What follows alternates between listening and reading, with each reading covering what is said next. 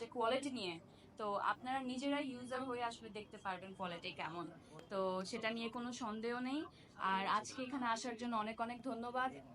Harland খুবই ভালো করছে এবং যেইভাবে ছড়িয়ে যাচ্ছে এটা আসলেই প্রশংসা করার মতো। আই হোপ সামনে আরো অনেক বড় বড় স্টোরস এবং আরো এমন এমন জায়গা দেখবো হয়তো বা যেখানে কেউ কল্পনা করে নাই। তো হারল্যান্ডকে অনেক অনেক অনেক ধন্যবাদ। আর হারল্যান্ডের সাথে আমি তো আছি, আপনারা দেখছেন। আশা করছি আপনারাও আমাদের সাথে থাকবেন। Thank you so much. তো অবশ্যই আমরা এখানে এই মুহূর্তে এতগুলো ক্যামেরার সামনে দাঁড়িয়ে থাকতাম না। অবশ্যই এখানে অথেন্টিসিটিটা আমরা দেখেছি। পণ্যগুলো ভালো, নিজে ব্যবহার করা হয়েছে বলেই আসলে এইটুকু সাহস নিয়ে আমরা আপনাদের সবাইকে ফেস করতে পারছি।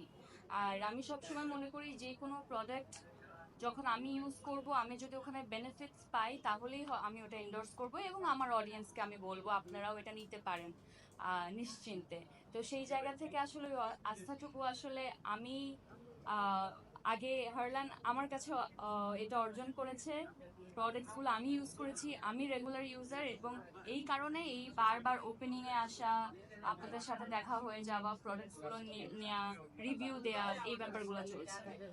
তো সুসংবাদ আমি বলেই দেই, গতকাল লন্ডনে লন্ডন বেঙ্গলি ফিল্ম ফেস্টিভ্যালে প্রিয় মালতী আবারও বিজয়ী হয়েছে বেস্ট ফিল্ম হিসাবে। তো আমি হয়তোবা যেতে পারিনি, আমার এখানে কাজ ছিল এই কারণে।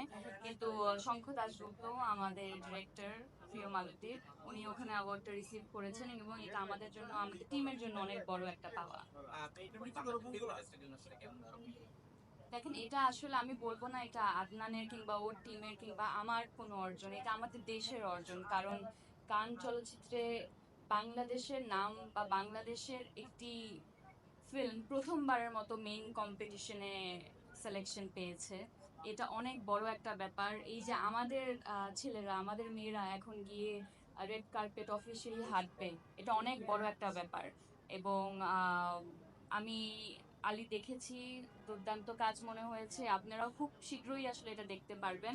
আমি চাই আমরা সবাই মিলে আসলে আমাদের যে ট্যালেন্টগুলো দেশে আছে তাদেরকে আমরা যাতে সাপোর্ট করি, আমাদের গভর্নমেন্ট যাতে তাদেরকে সাপোর্ট করে। কারণ দেখা যায় ট্যালেন্টগুলো আসলে আহ থেকেও হয়তোবা সেই লাইমলাইটটা পাচ্ছে না, সেই সুযোগ পাচ্ছে না। এটা অর্থের জায়গা থেকে বলেন বা আরো অনেক বিষয় থাকে একটা কাজের পিছনে।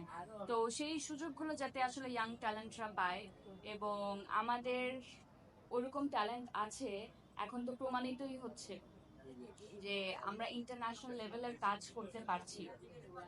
আমি আলী ধরেই বলি, আহ এত এত দেশ, মানে আমি যতটুকু জানি 4,500-এরও বেশি শর্ট ফিল্ম জমা পড়েছিল কান চলচ্চিত্র ফিল্ম ফেস্টিভ্যালে।